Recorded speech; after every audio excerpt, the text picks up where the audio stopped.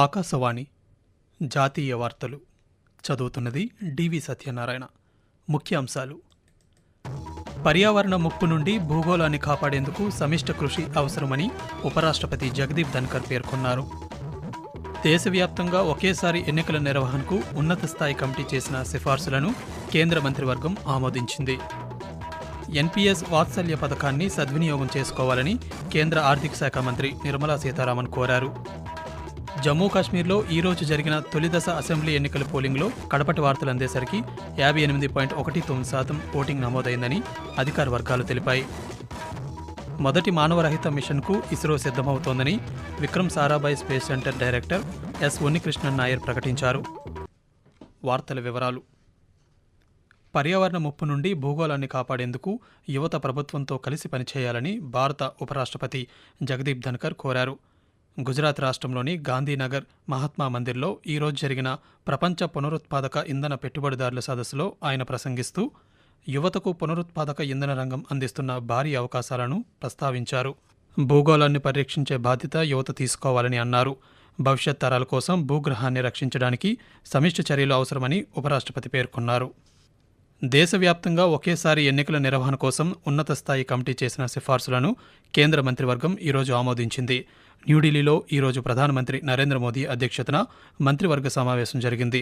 ఆ వివరాలను సమాచార ప్రసార శాఖ మంత్రి అశ్విని వైష్ణవ్ పాత్రికేయులకు తెలిపారు. దేశవ్యాప్తంగా ఒకేసారి ఎన్నికల కోసం పూర్వ రాష్ట్రపతి రామ్నాథ్ కోవింద్ అధ్యక్షతన ఏర్పాటైన అత్యున్నత స్థాయి కమిటీ ఇచ్చిన సిఫార్సులను 2 దశల్లో అమలు చేస్తామని ఆయన తెలిపారు. మొదటి దశలో లోక్సభ, అసెంబ్లీ ఎన్నికలు ఒకేసారి జరుగుతాయని అన్నారు. సార్వత్రిక ఎన్నికలు జరిగిన 100 రోజుల్లో పంచాయతీలు, మున్సిపాలిటీలు వంటి స్థానిక సంస్థల ఎన్నికలు నిర్వహిస్తామని కేంద్ర మంత్రి పేర్కొంటూ, on one nation one election, on simultaneous elections, एक तरीके से जो आज का यूथ है और आज का जो भारत है, जिसकी एक एस्पिरेशन है कि डेवलपमेंट तेजी से हो, चाहे इंफ्रास्ट्रक्चर का हो, चाहे एजुकेशन का हो, हेल्थ केयर का हो, एम्प्लॉयमेंट अपॉर्चुनिटीज का हो, चाहे मैन्युफैक्चरिंग का हो, उसमें इलेक्शन के प्रोसेस से बार बार जो बीच में एक तरीके से उन सब को एक स्मूथ तरीके से डेवलपमेंट चलता रहे। और इस पॉइंट ऑफ व्यू से बार बार ये रिकमेंडेशन, ये सजेशन देश में जगह जगह से अलग अलग फोरम से आया है. జమ్మూ కాశ్మీర్లో ఈరోజు జరిగిన తొలిదశ అసెంబ్లీ ఎన్నికల పోలింగ్లో కడపటి వార్తలు అందేసరికి 58.19% ఓటింగ్ నమోదైందని అధికార వర్గాలు తెలిపాయి.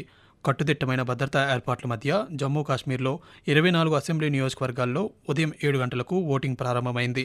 ఆర్టికల్ 370 రద్దు తర్వాత కాశ్మీర్లో తొలిసారిగా ఎన్నికలు జరుగుతున్నాయి. తొలిదశ అసెంబ్లీ ఎన్నికల్లో భాగంగా 7 జిల్లాల్లోని 24 స్థానాల్లో పోలింగ్ నిర్వహించారు.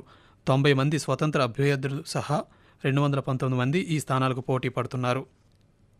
జాతీయ పింఛన్ వ్యవస్థ ఎన్పీఎస్ వాత్సల్య పథకాన్ని సద్వినియోగం చేసుకోవాలని కేంద్ర ఆర్థిక శాఖ మంత్రి నిర్మలా సీతారామన్ దేశ ప్రజలకు పిలుపునిచ్చారు.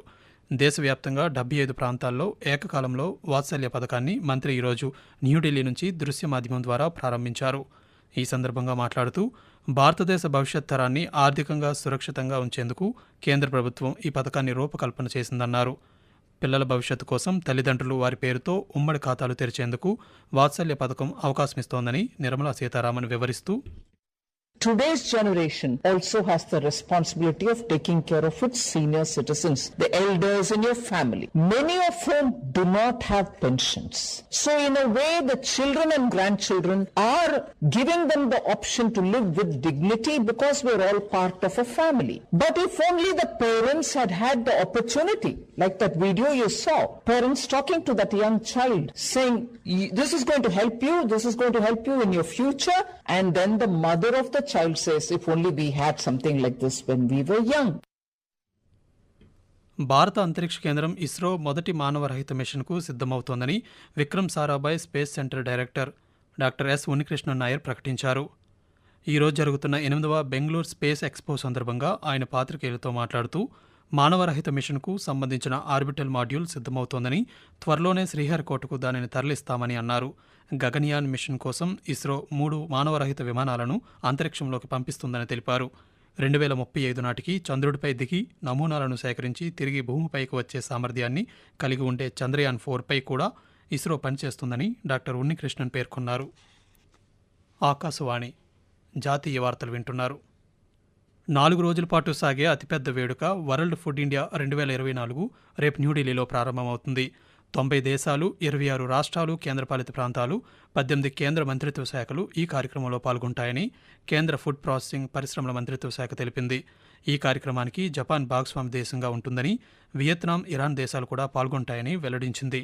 ఫుడ్ ప్రాసెసింగ్ రంగంలో నూతన ఆవిష్కరణలు, సాంకేతిక రంగంలో వస్తున్న మార్పులను అందిపుచ్చుకోవడం వంటి వాటి మీద ఈ కార్యక్రమంలో చర్చిస్తారు.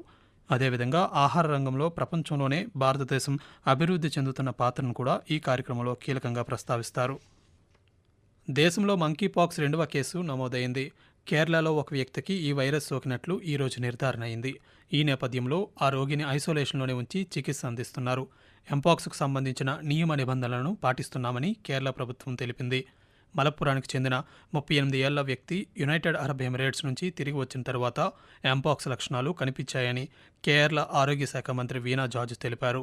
ఆ వ్యక్తి మొదట ఇంట్లోనే ఐసోలేషన్లో ఉన్నారని, ఆ తర్వాత ప్రభుత్వ మంజేరి వైద్య కళాశాలలో చేరారని వెల్లడించారు. అతడికి వైద్య పరీక్షలు నిర్వహించగా ఎంపాక్స్ పాజిటివ్గా నిర్ధారణ అయిందని పేర్కొన్నారు. కాగా ఈ లక్షణాలు గమనించిన వారు ఆరోగ్య శాఖకు తెలియజేయడంతో పాటు వెంటనే చికిత్స పొందాలని ఆరోగ్య శాఖ అధికారులు ప్రజలను కోరారు. భారత అంతరిక్ష పరిశోధన సంస్థ ఇస్రో చేపట్టబోయే కొత్త ప్రాజెక్టులకు కేంద్ర మంత్రివర్గం ఆమోదం తెలిపింది. ఈ మేరకు ఇస్రో పంపిన ప్రతిపాదనలను అనుమతించింది.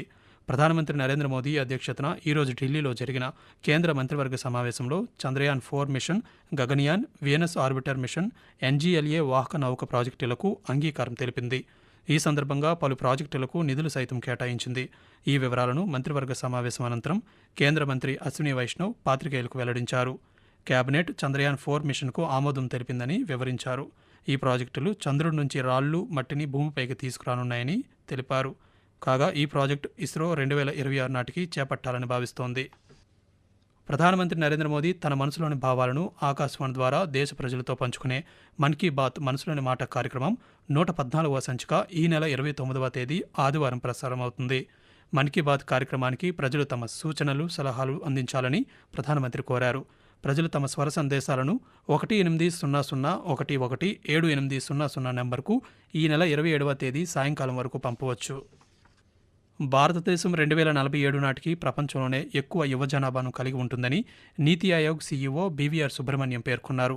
న్యూఢిల్లీలో ఈరోజు జరిగిన ఒక కార్యక్రమంలో మాట్లాడుతూ 2047 నాటికి తలసరి ఆదాయం సుమారు $20,000 ఉంటుందని తెలిపారు. ప్రస్తుతం భారతదేశం 5వ అతిపెద్ద ఆర్థిక వ్యవస్థగా ఉందని గుర్తు చేశారు. 2030 నాటికి భారతదేశం తన ఆర్థిక వ్యవస్థ పరిమాణాన్ని సులభంగా రెట్టింపు చేసుకోగలదని ఆయన విశ్వాసం వ్యక్తం చేశారు. కేంద్ర సమాచార ప్రసార మంత్రిత్వ శాఖ ఏక్ పేడ్ మాకే నామ్ నినాదం కింద ఇప్పటి వరకు దాదాపు 7,000 మొక్కలు నాటింది. మంత్రిత్వ శాఖ తన కార్యాలయాలతో దేశవ్యాప్తంగా పట్టణ, గ్రామీణ ప్రాంతాల్లో మొక్కలు నాటే కార్యక్రమాన్ని ఉత్సాహంగా నిర్వహిస్తోంది. ఈ సంవత్సరం ప్రపంచ పర్యావరణ దినోత్సవం సందర్భంగా ప్రధానమంత్రి నరేంద్ర మోదీ ఈ ప్రచారాన్ని ప్రారంభించారు. సమాచార ప్రసార మంత్రిత్వ శాఖ ఈ మొక్కలు నాటే కార్యక్రమాన్ని ఆగస్టు 2వ తేదీ నుండి నిర్వహిస్తోంది. కాగా ఈ నెల 17 నుండి అక్టోబర్ 2 వరకు 15 రోజుల పాటు స్వచ్ఛతా హీ సేవా ప్రచారం సందర్భంగా మొక్కలు నాటే కార్యక్రమాన్ని వేగవంతం చేయడానికి ప్రయత్నాలు జరుగుతున్నాయని మంత్రిత్వ శాఖ తెలిపింది.